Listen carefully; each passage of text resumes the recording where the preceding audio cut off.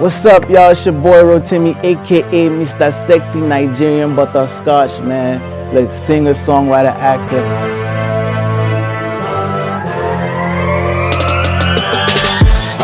What inspired me?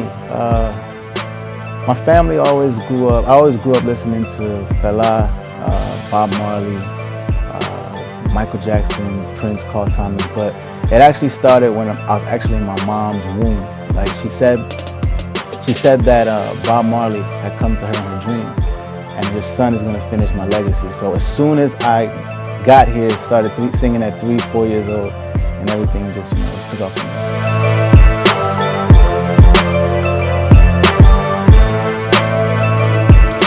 What other hidden talents? I'd say I was a really good soccer player growing up. I was one of the best in the state for my age group. Basketball, I've always been into sports, so definitely was soccer, basketball, football.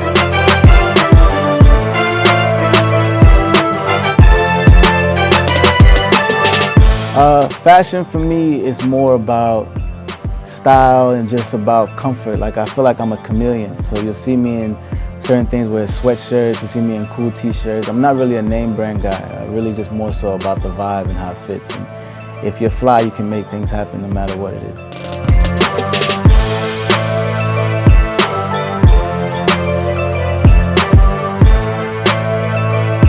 It's been up and down, like anything, it's about just being consistent. You have to be consistent, persistent, and have a good team. So for me, you have times where it's down, you have times where you're like questioning yourself, you have times where you're like, you're hard on yourself, but then you remember why you do this, what's your purpose. And I feel like once you find your purpose, it doesn't feel like work, So for me, it was always just being present in the moment and just keep persevering, that's it.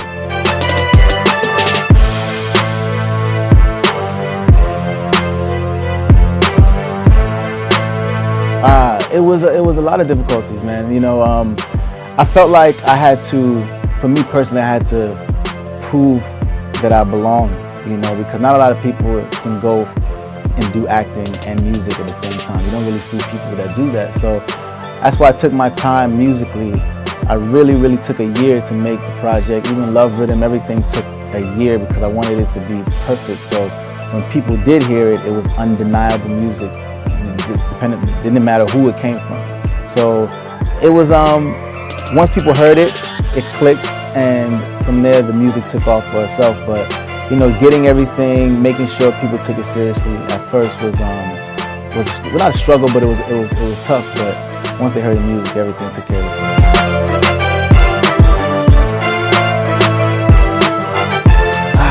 To balance it, I don't sleep, man. I don't sleep, but I have a good team to help me a lot. Just put things into, compartmentalize my time. But there was one part when I was filming Power for a good month. I was on set from 7 a.m. to 6 p.m. and go to the studio from 8 p.m.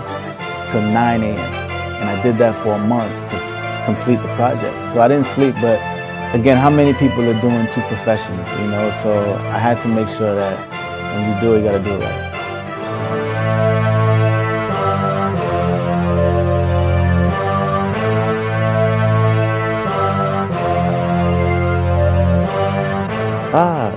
For me, it was being consistent, being consistent, being authentic, being genuine. For me at first, I wasn't sure what artist I wanted to be and who I was as an artist. So you'll listen to somebody's song and be like, oh, I could do that, or I could do that. Until I figured out who I was as a man and as an artist, that's when it really clicked for me. And so the genuine authenticity behind it is what kind of just opened up everything.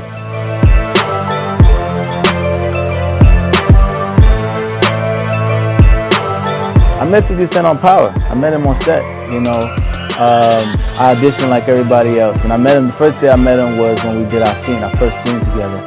And I remember seeing people like on the street like, yo, 50, it's my mixtape, man, And I remember saying, oh, I'll never ask him. Like I never say, hey bro, here's my music. I never do that. So 7 months into filming, I didn't mention anything about music, and he ended up finding out on his own. And when he heard the song I had, I think it was Lotto at the time. He jumped on it right away, offered me a deal. So it was just organic and not forced.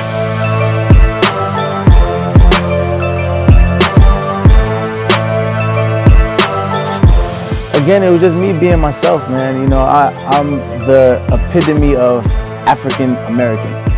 So like for me, it's being genuine. It's like I grew up hearing a little pidgin here and there, So I wanted to put that in my music and not try to be an Afrobeat artist. It was just what was genuine to me.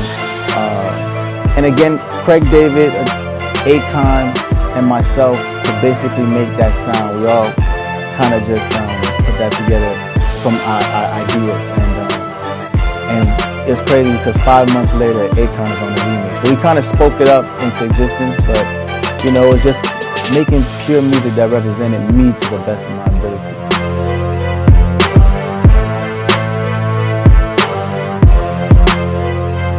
I'm currently working on my next project. It's coming out December 13th. I just finished filming Coming to America, the second one with Eddie Murphy at Arsenio Hall. So that's going to be crazy next year. We're putting together a tour, international base as well. I plan to be back home a lot more too, so that's going to be part of the plan. But yeah, take over the world 2020.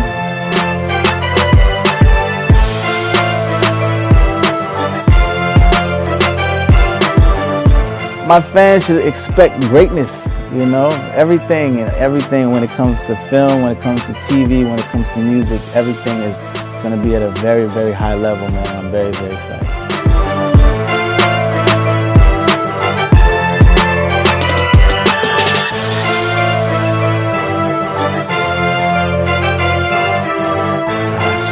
It's tricky. You know why I'd say Wiz, because I've known Wiz since 2011. That was the first person I went on tour with. So when he came to the States, we were just kids just trying to figure it out, and we talked about it. Everything that he's doing, he said he was going to do. Everything I'm doing, everything I said I'm doing. So it will be a great story. And we've talked about it too, so that's definitely coming soon.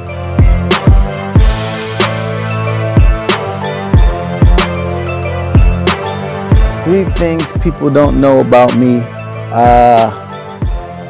A lot of people don't know that I'm Igbo and Yoruba. People don't know that I'm half and half. A lot of people don't know that I played the violin when I was a kid. A lot of people don't know that